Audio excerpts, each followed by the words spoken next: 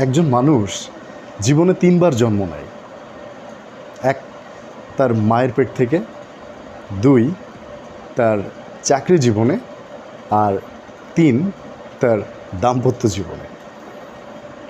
একজন মানুষকে জীবনের এই 3টা ধাপ যদি পার করতে হয় তাহলে সে দেখবে যে তাকে জীবনে 3টা বার নতুনভাবে তৈরি হতে হচ্ছে, নতুন নতুন পরিস্থিতির সম্মুখীন হতে হচ্ছে, অ্যাডজাস্ট করতে হচ্ছে, প্রতিকূলতার মুখে পড়তে হচ্ছে এবং সব কিছু মিলিয়ে তাকে কোপ আপ করতে হচ্ছে। অর্থাৎ তার 3বার জন্ম হচ্ছে। তো মায়ের পেট থেকে জন্ম হওয়ার প্রসঙ্গে কথা বলছি না, আর দাম্পত্যের বিষয়ের কথা বলার ইচ্ছা আছে, বাট এই ভিডিওতে না। যদি অন্য সময় পাই আরেকদিন বলবো। আমি খুবই ক্ষুদ্র মানুষ, আমার একান্ত ব্যক্তিগত কথাগুলো তুলে ধরি। যাদের ভালো লাগবে না তারা ডিলিট করে ফেলবেন, তারা গালি দিয়ে যাবেন কমেন্টে, আর যাদের ভালো লাগবে তারা লাইক দিতেও পারেন, নাও পারেন, নো প্রবলেম। আমার বলতে ইচ্ছা করছে তাই শেয়ার করছি, কারণ আমি এক্সপোজারে বিশ্বাসী। এনিওয়ে, আমি বলবো এখন 3টা যে স্টেপের কথা বললাম, যে মানুষ 3বার জন্মগ্রহণ করে, মায়ের পেট থেকে, তার কর্মজীবনে, আর একটা হচ্ছে তার দাম্পত্য জীবনে। আমি বলবো মাঝামাঝি অংশটা, তার মানে হচ্ছে তার কর্মজীবনে। কর্মজীবনে যাওয়ার পরে, চাকরি জীবনে যাওয়ার পরে আপনি হয়তো এরকম অনেকেই এক চান্সে অনেক ভালো ভালো জব পেয়ে যাচ্ছেন, তাদের ক্ষেত্রটা ভালো। অনেকে আবার বিভিন্ন জব সুইচ করতে করতে প্রফেশনে এগিয়ে যাচ্ছেন, that's also good, that's also gradual development.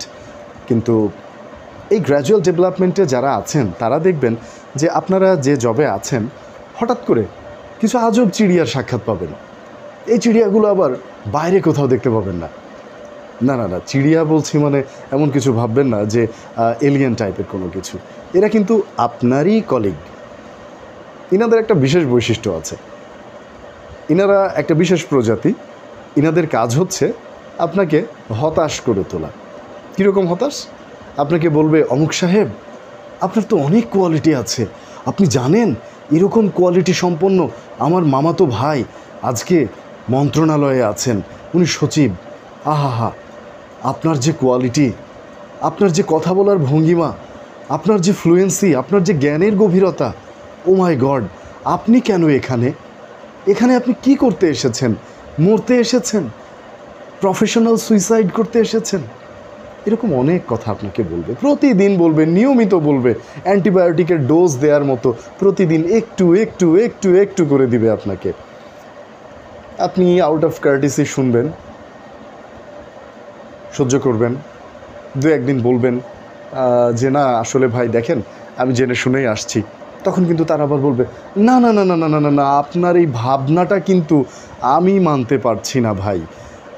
অন্য কেউ হলে বলতাম না, অনেকেই তো জব করে, সবাইকে তো বলি না, আপনি বলেই বলছি, কারণ আপনাকে আমি একটু আলাদা রেসপেক্ট দিয়ে দেখি।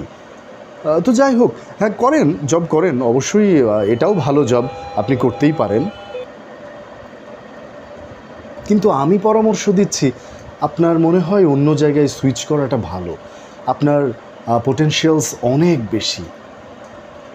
এরা আসলে করবে কি জানেন? আপনাকে হতাশ করবে এবং আপনার জব সম্পর্কে অনেক নেগেটিভ কথা বলবে। মজার ব্যাপার হচ্ছে এরা আপনাকে বলবে, বাট এরা কিন্তু জব ছাড়বে না। This is really interesting. এরা বলছে, বাট ওরা কিন্তু যাচ্ছে না। আবার আপনি যদি জিজ্ঞেস করেন যে ভাই আপনি কেন যাচ্ছেন না, তখন বলবে, আসলে আমার তো আপনার মতো এত কোয়ালিটি নাই ভাই, যদি থাকতো তাহলে দেখাতাম। আসলে উনি কিছুই দেখাতেন না, দেখাতেও পারতেন না। এরা কোন শ্রেণীর মানুষ জানেন? গ্রামে কিছু মহিলা আছে, দেখবেন গ্রামে না শুধু শহরাঞ্চলেও আছে, কিছু বউ আছে, এরা এদের হাজব্যান্ডকে বলতে থাকে, আমি বলে, আমার মতো মেয়ে বলে তোমার ভাত খেয়ে গেল, অন্য কেউ হলে তোমার সাথে থাকতো না, কেউ থাকতেও পারবে না। এই কথা বলতে বলতে সব ভাতগুলোই খেয়ে ফেলেছে, কিন্তু আরও খাবে সামনে। কিছু করার নাই, আপনাকে শুনেই যেতে হবে। ভাত যখন খাওয়া শুরু করেছে ও ছাড়বে না কিন্তু। তো এই লোকগুলা চাকরির ক্ষেত্রে, এই লোকগুলো এইরকম, ও এসে চাকরির প্রতিষ্ঠানের দুর্নাম করবে, আবার ওই ভাতটাই খেয়ে যাবে। মধ্যে থেকে করবে কি জানেন? কিছু ডিমোটিভেটিং কাজ করবে, কলিগদের ক্ষতি করবে। যারা পোটেনশিয়ালস, বিশেষ করে সবাইকে বলবে না কিন্তু, দেখবেন যে যেসব কলিগদের মধ্যে পোটেনশিয়ালস কম আছে তাদেরকে নিয়ে এদের কোনো মাথা ব্যথা নাই। এদের মাথা ব্যথা হচ্ছে যারা পোটেনশিয়ালস দেখাবে, যারা প্রশাসন যাদেরকে একটু পছন্দ করবে, যারা অন্য কলিগদের সাথে একটু ভালো করে মিশতে পারবে, এগুলা হচ্ছে এই সমস্ত লোকজনের টার্গেট।